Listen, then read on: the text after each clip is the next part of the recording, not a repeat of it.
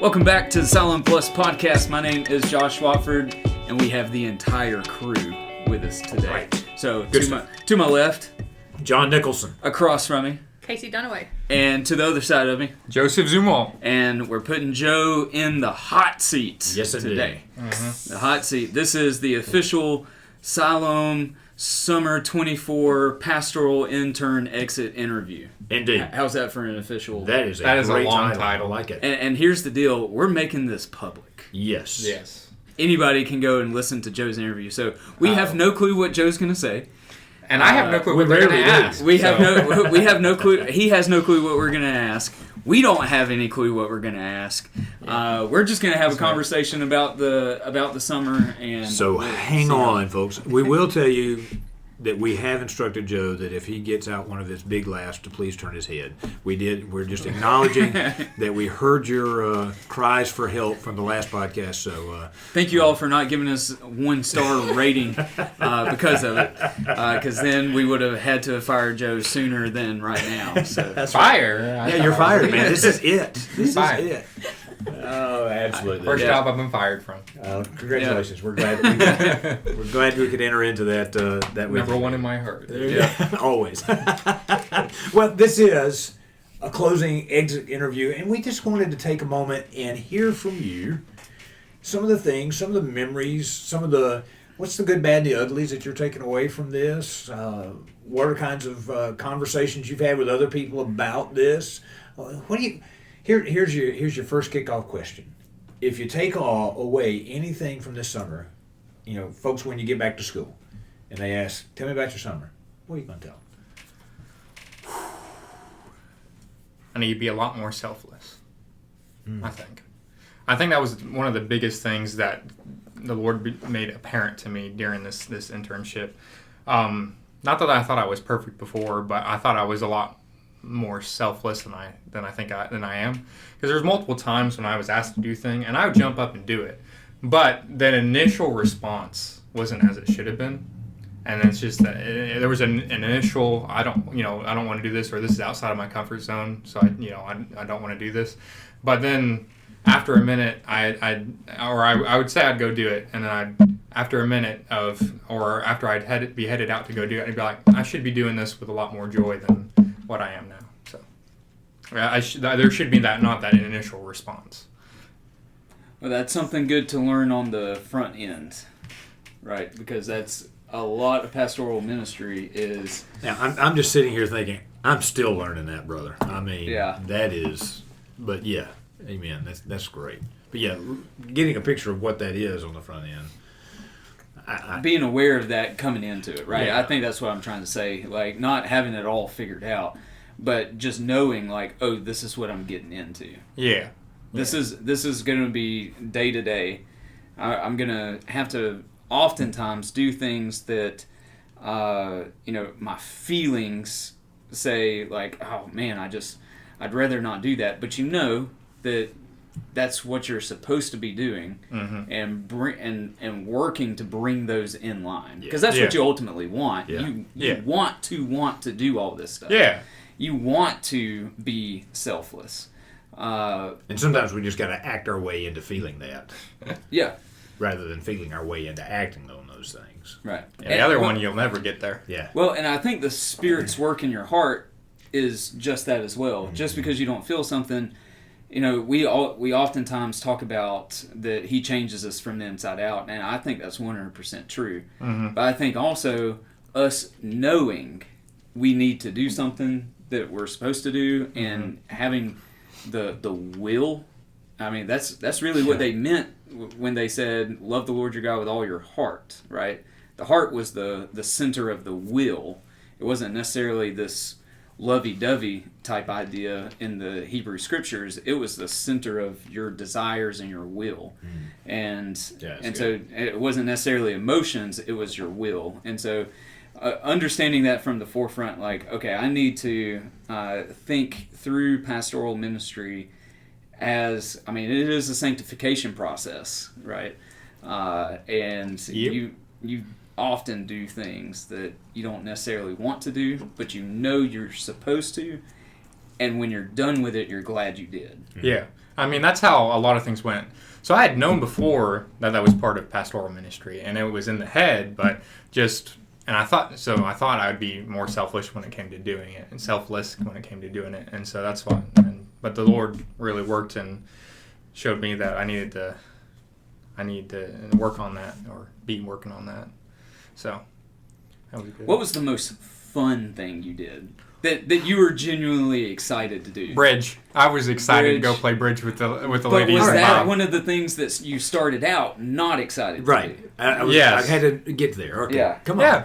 So when he came, when Joe came, I gave him 3 assignments. He was going to preach at least twice, and if not 3 times here, and then wherever else he could. That was assignment number 1. Number 2 was you were riding herd on planning and executing missions week, which you did very well. And then number 3 was you were going to play bridge on Tuesday afternoons. yeah, I thought you were joking about that third He one. did. There we go. Yeah. I thought Pastor was joking about it when he first said it, because he said it with kind of a laugh, or when we first talked, and so I thought he was joking.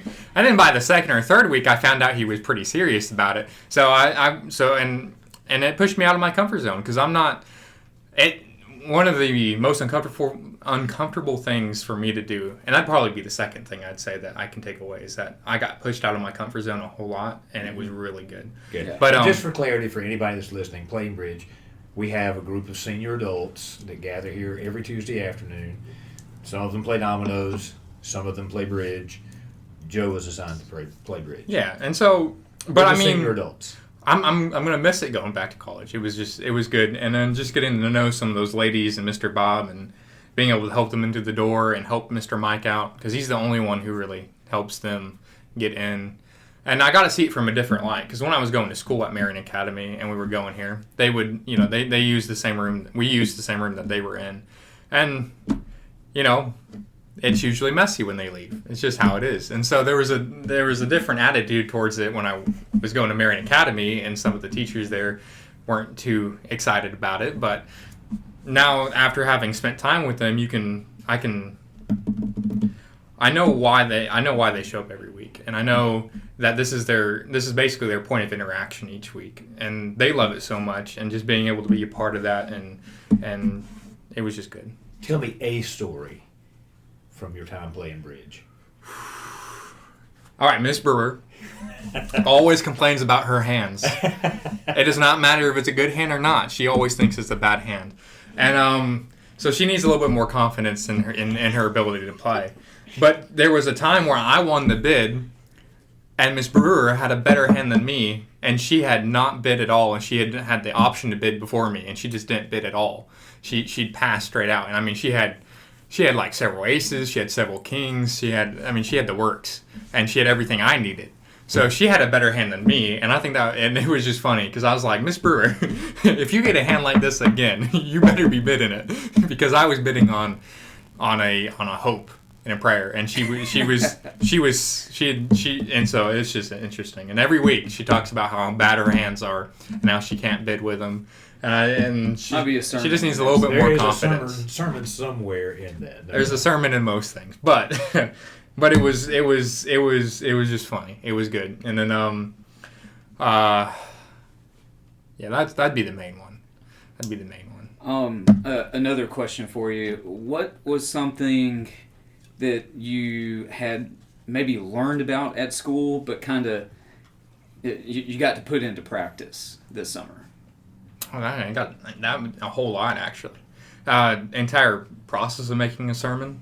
So I got to learn about it at school, how to study for a sermon. I also got to make a sermon at school. Well, more of a lesson, because it was only 8 minutes. So I was able to really practice making a sermon this summer. I think I made 4 different ones, depending on just after all the places I preached. I preached 1 or 2 sermons twice at 2 different places, but I was able to just practicing that, making that sermon out, and just drawing conclusions. And I got to practice illustration a little bit.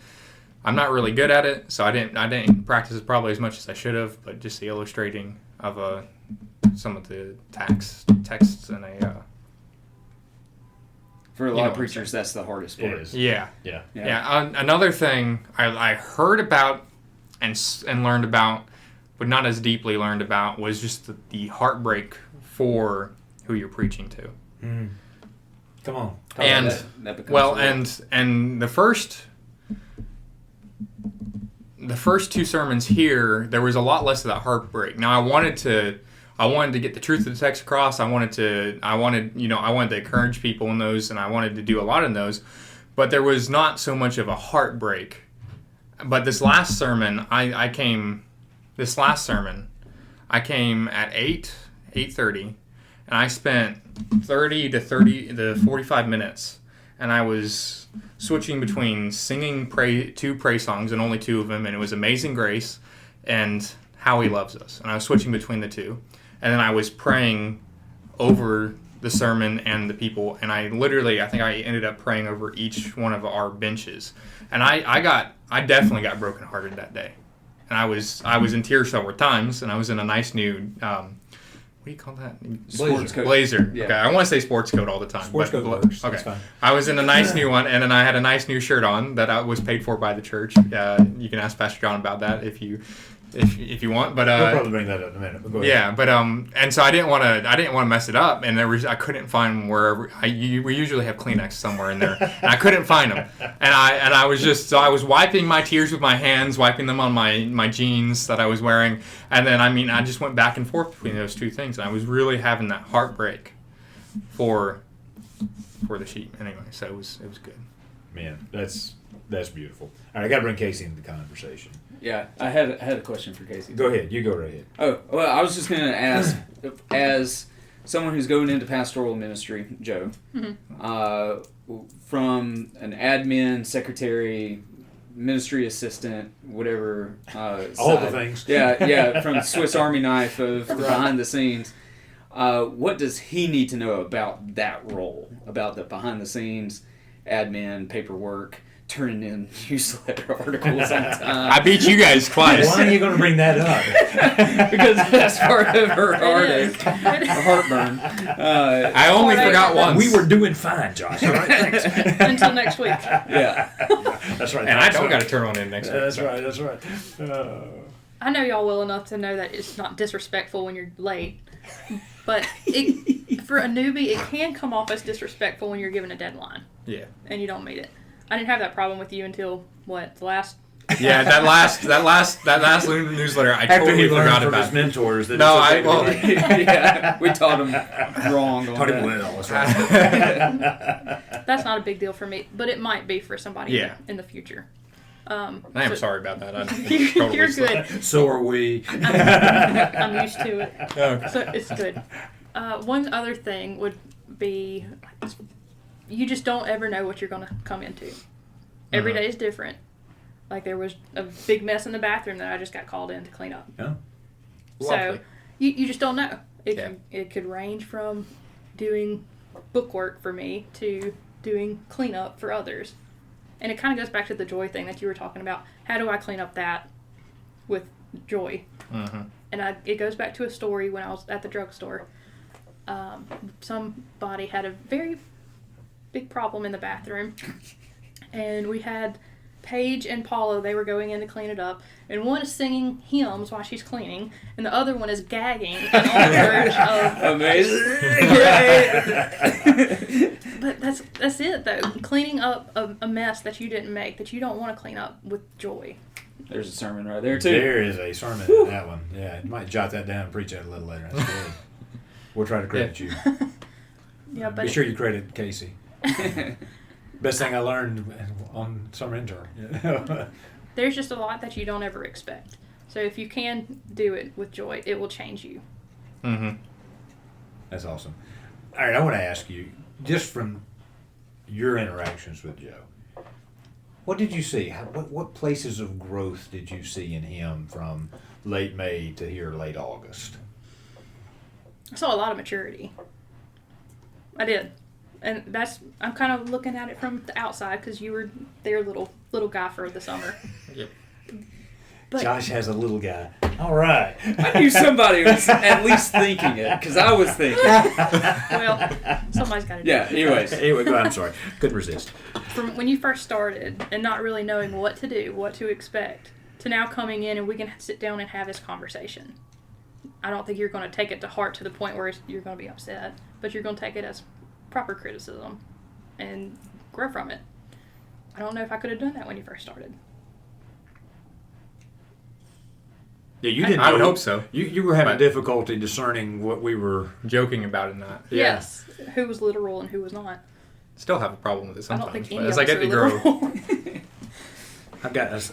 Y'all go ahead, because I'm going to see if I can pull one of those early texts that you and I had, Joe, because it made me laugh. And I have laughed about it 100 times. Well, but- okay, so Joe, we've been talking about you and grilling you and asking you questions and all that kind of stuff. Here is your chance to, on the record, critique us. I think we already talked about everything in the car on our way back last week. But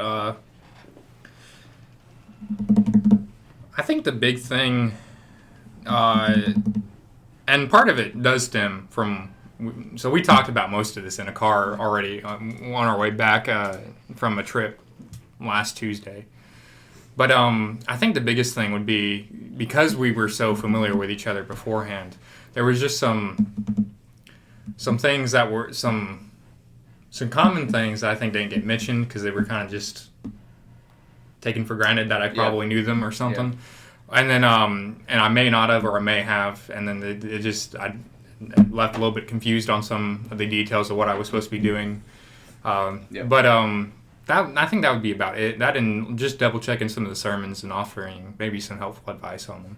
Because I think I took my first sermon to you, I don't think we did a lot of double checking on the other ones, past just mentioning some things on them that was going to maybe be preached. Just so you know, you wouldn't have been in the pulpit if I didn't trust you. Well, yeah. So, just so you know, okay? And I felt no need to do any damage control on that after the fact on any of your sermons. So, Well, that's good. yeah, you did well with I that. made a joke my first sermon, you can't stone me yet because I got to preach 2 more times. And the last sermon, nobody threw stones at me, so I figured I was doing okay. Yeah.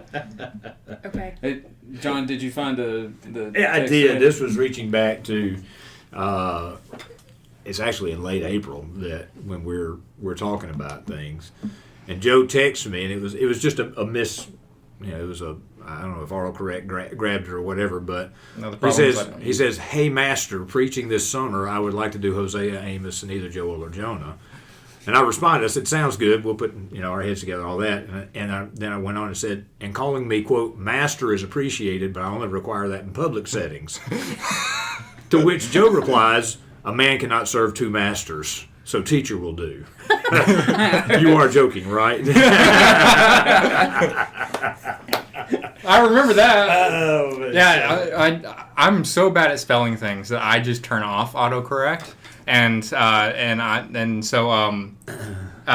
so what you get texting from me is you gotta just kind of guess half the time. Kind of read through it. Yeah. No, Guess what I ask, When- and then I was just imagining you on the other end thinking, does he really mean I have to call him Master? that is somewhere? exactly actually. I was like, when you said that, I was like, okay, I'm 90% sure he's joking, but on the 10% chance he's not, what in the world did I get myself into this summer?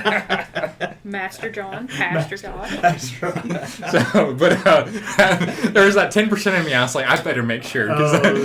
It made me laugh, and I shared it with your parents, and they got such a kick out of it because Yeah, they you did. were so literal sometimes with things. But we didn't take advantage of that too often this summer, I don't think. Nah, not past the first week.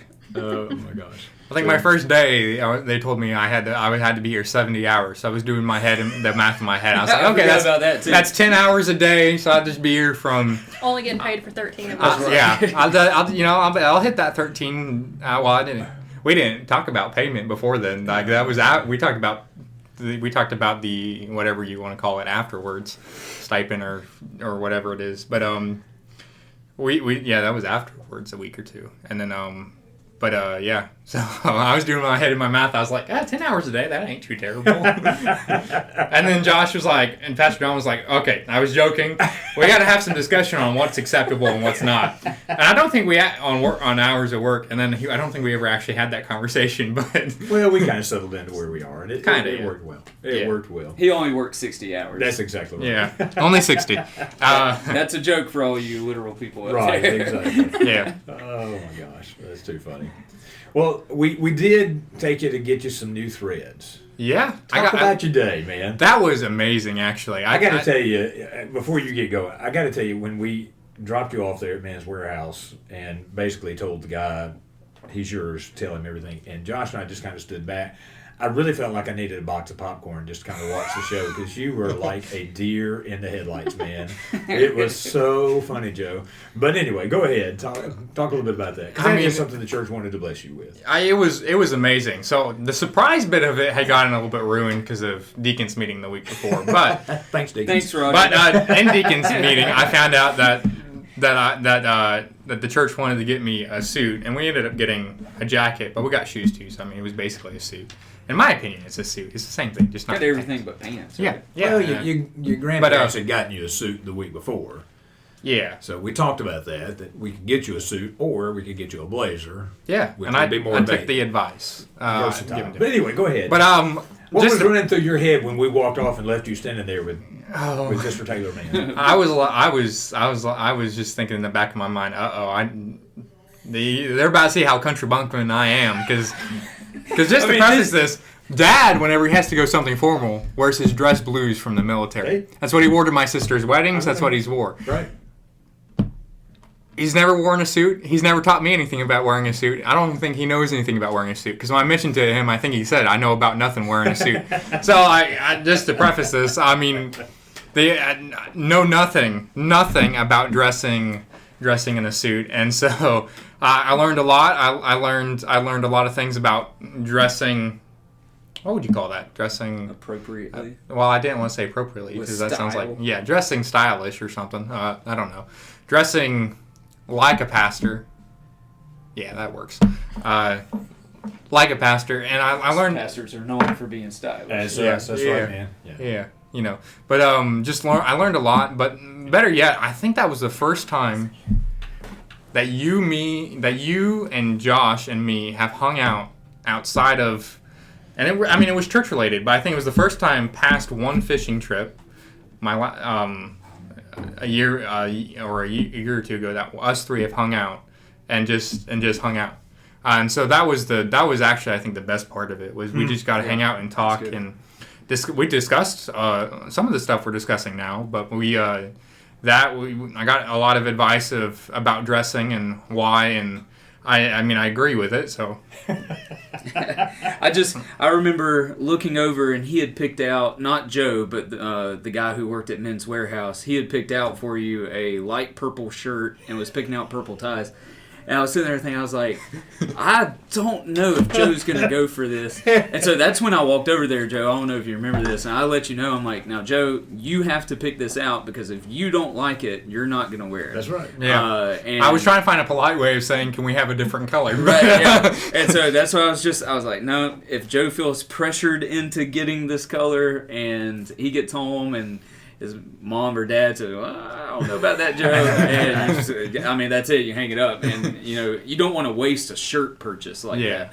And so I just wanted to make sure you got colors that you were comfortable in. Yeah. Because you can still wear, basic colors and look nice. You don't have to be bright pink and purple and which is not at all in Joe's wheelhouse. Yeah, no. I mean, when I see Joe, I don't think light purple. Thank you. Someday maybe. As long-term listeners of the podcast, I think in colors. So So what color do you see Joe? There's a fascinating callback on that. I see Joe as brown.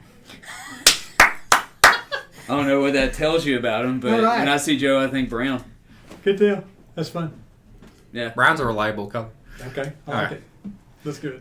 So anyway, color of leather. By the way, I got 2 swords yesterday. Totally off topic, but I got 2 replica swords. But anyway, yeah, there we go. That's interesting. We'll nice. see that later. I have to tell you, just to kind of draw some of that full circle, because I got home that night and was telling Vanessa about your experience and how entertaining it was to watch you pick out not a yellow tie, but a black tie. I'm kind of like, Joe, that's really conservative. Way to go, buddy. But anyway, those kinds of things. But then to walk in here on Wednesday morning and you're sitting here filling Casey in on all the details. What was your impression of that? That was such a funny moment. I wanted to get your take on what it was like, because from what I heard, you were kidnapped. Yeah. That's what I said to the ladies. To get your take on what it was like, how it went, and you gave me the rundown on how to dress. Obviously, I have no idea how to wear a suit, so it was fun to have that conversation with you. Yeah, Make sure you remembered the buckle matches the cuffs. The buckle is supposed to match the medal, whatever other medal you're wearing. All medals match. So all your medals supposed to match the buckle. Your shoes are supposed to your shoes and belt color are supposed to match, and then your tie is supposed to match the inside of your shirt, and it also depends on the color. I mean, the inside of your jacket, and it also depends on the color of your shirt, and then and then if you have a little handkerchief thing, it matches your tie, not your suit. Pocket square.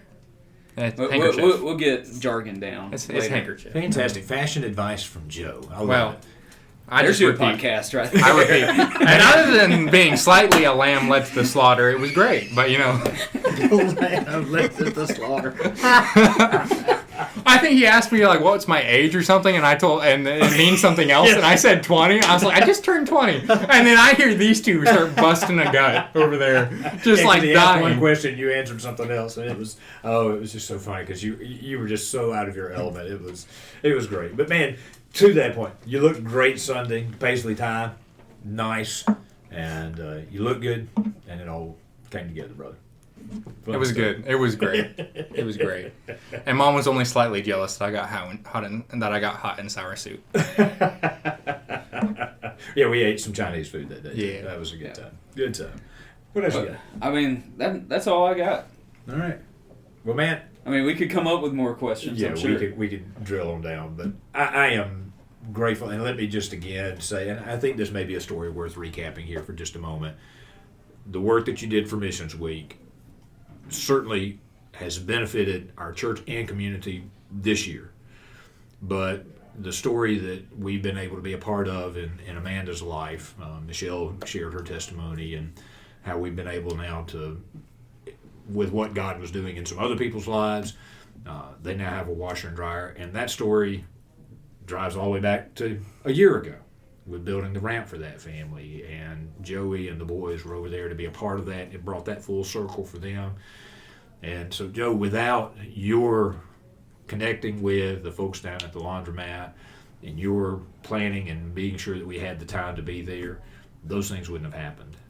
But because you did that, we were able to be present where God was working and to be aware of what God was doing and join that. And so that's just really a cool story, I think, that we've gotten to be a part of because of your efforts among us. Yep. The last thing I want to say is thank you to the church. Yes. For blessing Joe on Sunday. Yeah. That was just of all the times we've gathered around someone to pray. That was a powerful time. That was among the top, if not the top, moments like that I remember. And so, thank you to the church for embracing Joe. He's already our own, but just being a part of his growth and just being a part of his life. Yeah. And I've heard so many people talking about what a joy it has been to watch you this summer. And so we're grateful for the time you've invested in us, but also for the opportunity to invest in you this summer. I mean, I'm thankful all the way. It was such an amazing summer. I'm not ready to go back to school, and I'm an odd duck that I like school. I like being there. I like going, and I've loved college so far. In fact, I probably couldn't shut up about my college if somebody even asked me to. But I'm still not ready. I'm not ready to go back. I think Casey asked me right before you guys walked in. She was like, "Are you excited?" And I was like, "I'm happy to go back, but I'm not excited yet."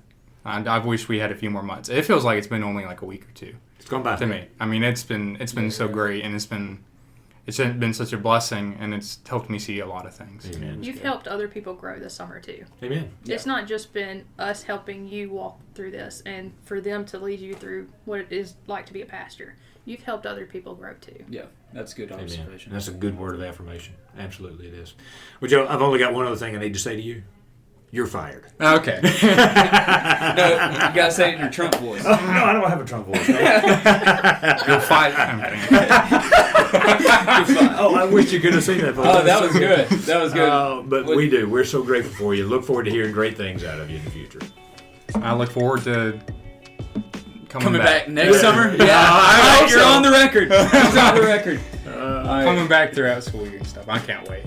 All right. Well, thanks, Joe. And yeah, we'll see you next summer. Amen. Or in a couple weeks when you come back home. Yeah. Sounds good. But you are fired. See you. Okay.